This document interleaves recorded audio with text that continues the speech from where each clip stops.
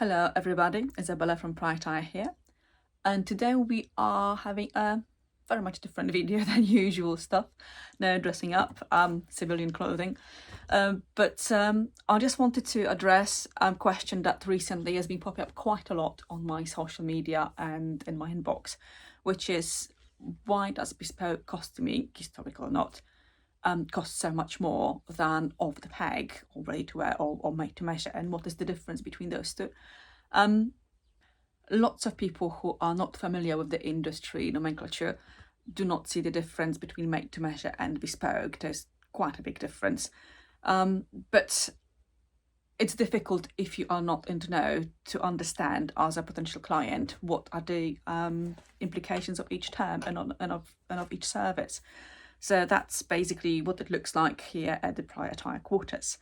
Let's start with the off the peg, which is, I suppose, the most easily understood. It's basically you buy whatever is already made in a certain size, in certain fabrics. It's done, you like it, you buy it. If it fits you, if it doesn't fit you, you return it. Or you can try it on at the market, or you can order it from the shop. It arrives. If you like it, you keep it, and if you don't like it, you return it. As simple as that. So then everything is already decided for you in a way.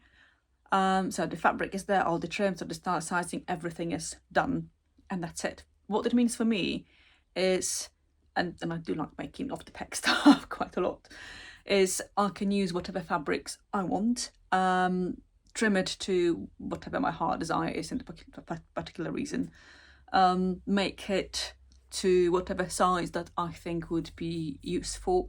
If I'm making stuff for my books, it would usually be either my size or the model's size. But yeah, I can use my generic patterns. That's the end. I just have fun, so I can just make stuff that I really enjoy making. And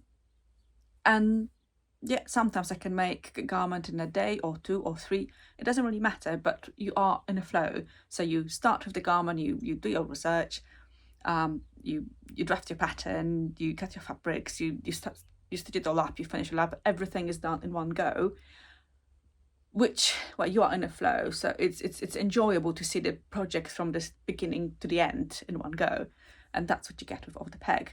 Obviously, the difference is it has to be competitively priced because other people do the same thing.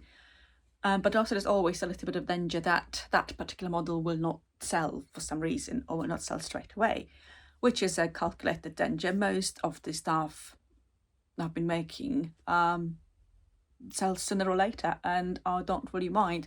It can sell tomorrow or it can sell, I don't know, next year. It's done, it's ready, I don't have to worry about it. It's in the online shop, fantastic. If it sells at some point, there will be a little huzzah from my side and a little bit of income coming in, paying for my cat bills, or vet bills currently.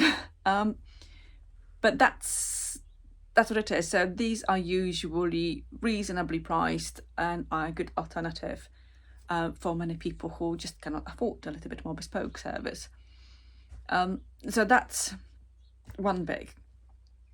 The other step up is make to measure, which means that you make clothing based on generic measurements provided. And we have 2 possibilities here.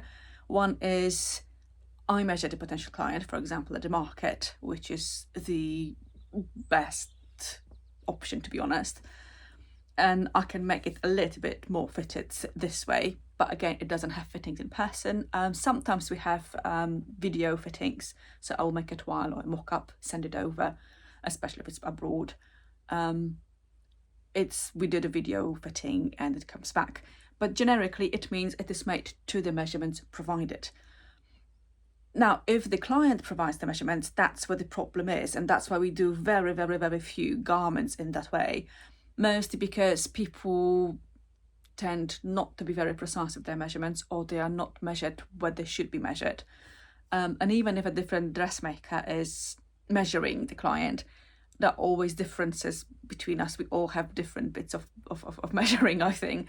Not hugely, but especially with historical stuff, it's very different to modern stuff. So you have to accommodate foundation garments and negative ease, for example, in corsetry. So that may not work too much. So there's always a danger that the stuff is not going to be as well fitted as I would love to, but possibly better than off the peg garment. Now, that's sort of mid-range. I don't tend to make a lot of these.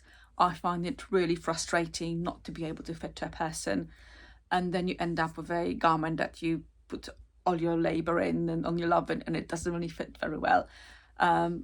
So it's frustrating. So that's why most of the garments we make made to measure are stuff that do not need any particular fitting. They're not fitted garments. So we can do some medieval stuff, Victorian petticoats, or just petticoats in general. What else do we do? I think bustle cages, crinoline cages, all that stuff is not fitted, and it's easily regulated with ties. So that's the kind of thing you can see in the shop that is offered as made to measure. Now, for bespoke, well, that is a completely different kettle of fish. It very easily takes at least 3 times as much time to make a bespoke garment, the same bespoke garment, as the same garment making off the peg. And the difference is, let's see from the process, it's the emails. So from the initial email, you go through consultations and research emails, and very often that takes quite a lot of time. On average, I get between 30 to 150 emails per garment that I make bespoke. I think the record is still held by 258 emails from a person from Luxembourg, which was a little bit crazy. But that is one thing. You have to read the emails, you have to reply to them. Then you have to sort of chisel the contract and write the contract, obviously. You have to do a research, and not only research in the style that the client would want, but also a research into particular fabrics, trims, buttons, stiffening agents, loads, depending obviously what you're making. If it's a linen medieval dress, it's much easier than a Regency court gown, for example. But you do spend time sending samples if you have fabrics available. If not, you are looking for the fabrics from the online providers or at the markets. You get the samples, samples are being sent to you. You take pictures or you send samples to your clients, and then you need to wait for the client to reply and to choose. So that part takes easily quite a lot of time. After that, we have measuring sessions and fittings in person. And that again means time constraints. Very often we do fittings at one of the markets. It's maybe not the most private location, but it's convenient to everyone. Occasionally, either I travel or people are traveling to my studio or to a hired room, whenever. But again, that means time for me and the client. And it also means that I cannot actually work on one garment from the beginning to the end in one go. I need to really make it a little bit one by one. So, for example, once we have the measuring session, I will make a toile, and in cheap fabric, so our sort of trial version, one fitting, we just fit it all in, have a look how it looks, what needs to be changed, what doesn't need to be changed, discuss further options. Then I'll make the garment sort of half made, and then we have another fitting. Very often that means a month later or a week later, depending on availability of time for the client's perspective. Sometimes it's half a year later, and then you have to very often sort of slightly change the pattern because the client's either lost weight or gained weight or gained muscle. And then you have the final fitting, and it's another sort of 2-3 weeks or month, depending what time they have available. So it's really working on in chunks. So very often it takes several months to make one bespoke garment because of that consideration, not because it takes several months to just work on one garment non-stop. No, normally a posh Victorian gown will take me 3 to 5 days if I do it on my own.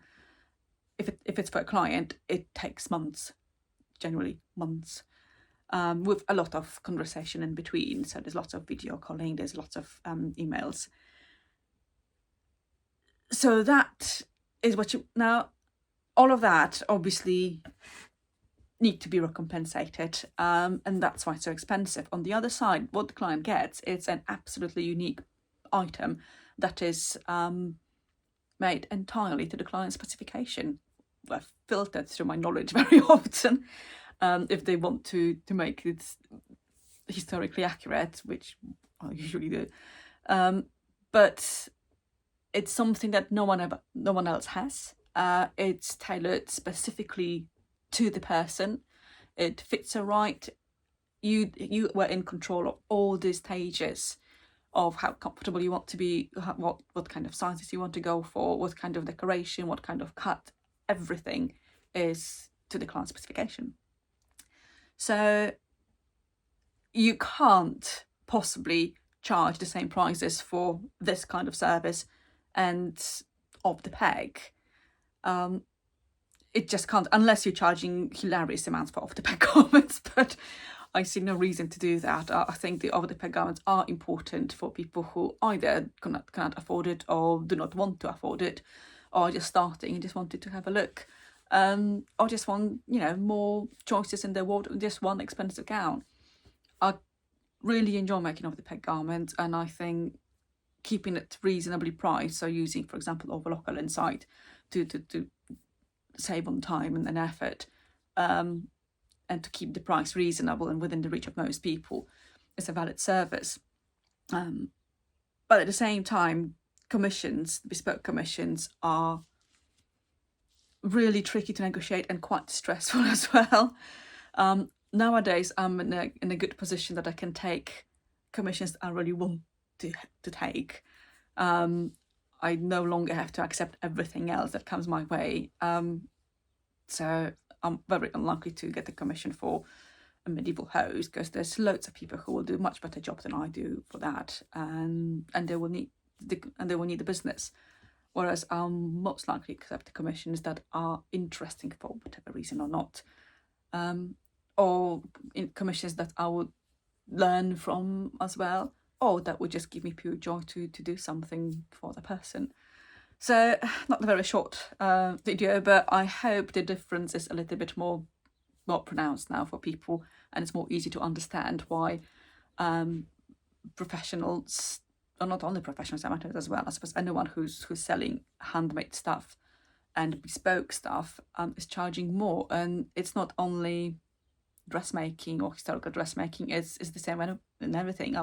I've just ordered 2 new shelves for my studio, and they had to be made bespoke because of very weird arrangement of the ceilings here, so they cannot be too high. But so bespoke shelves cost me twice as much as normal shelf would. But you get what you pay for, and it's customized to you. So I hope that it has been useful, and yeah, till next time.